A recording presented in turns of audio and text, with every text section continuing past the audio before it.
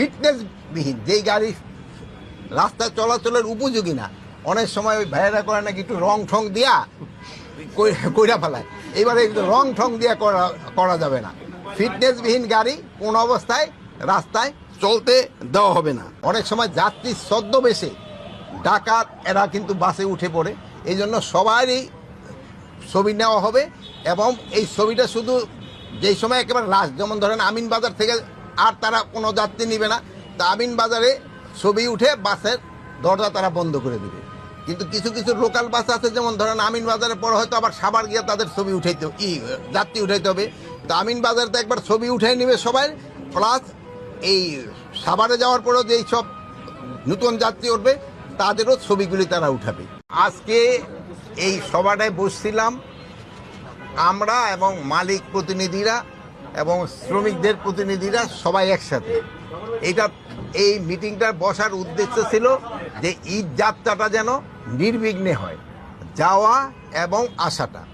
তো আপনি মালিক এবং শ্রমিক প্রতিনিধি সবাই আমরা ধন্যবাদ দিয়েছি এই জন্য যে গতবার ঈদ যাত্রাটা কিন্তু একেবারে নির্বিঘ্নে ছিল, যেটা আপনারাই প্রচার করছেন।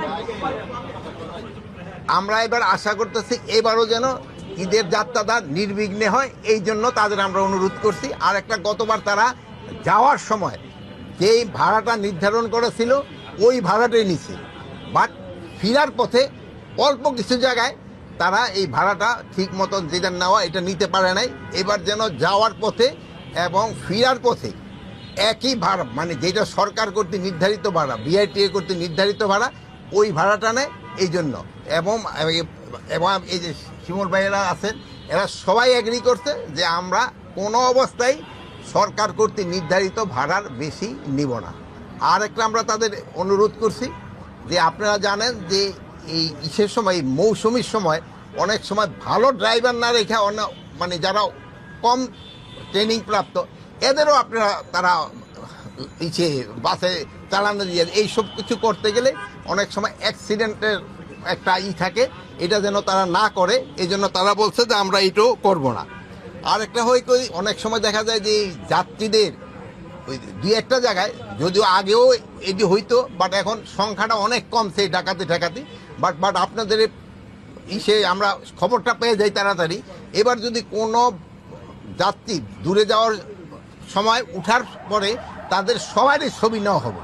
অনেক সময় যাত্রী ছদ্মবেশে ডাকাত এরা কিন্তু বাসে উঠে পড়ে, এই জন্য সবারই ছবি নেওয়া হবে এবং এই ছবিটা শুধু যেই সময় একেবারে লাস্ট, যেমন ধরেন আমিন বাজার থেকে আর তারা কোনো যাত্রী নিবে না, তা আমিন বাজারে ছবি উঠে বাসের দরজা তারা বন্ধ করে দেবে।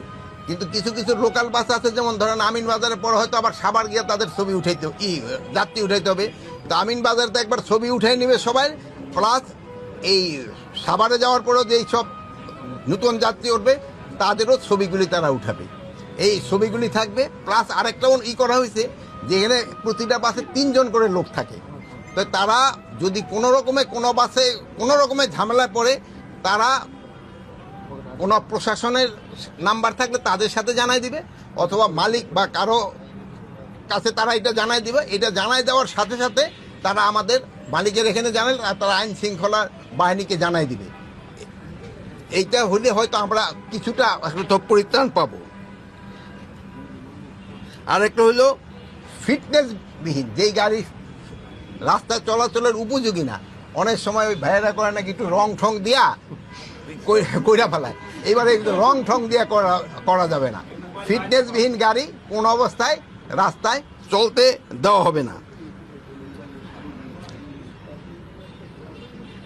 আর একটা হলো, যেহেতু ঈদের সময় ড্রাইভারদের একটু রেস্টেরও দরকার আছে।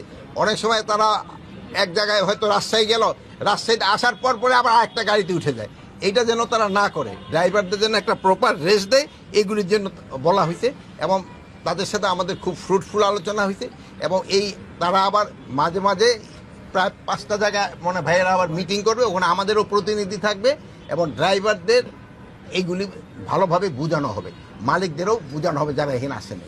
এই ছিল আমাদের আজকে আলোচনা। ছবির কথা বললেন যে বাসে, এই ছবিটা কি বাসের যারা তারা সংরক্ষণ করে রাখবে তুলে, এটা কি এই প্রথম তো ছবিটা তারাই উঠাবে, ওই ছবিটা উঠে রাখলে ক্যামেরায় কিন্তু ছবিটা উঠে রাখলো, ওই ছবিটা যদি তারা আবার আইন শৃঙ্খলা বাহিনী দিয়ে দিতে পারে সাথে সাথে দিয়ে রেখে দিবে।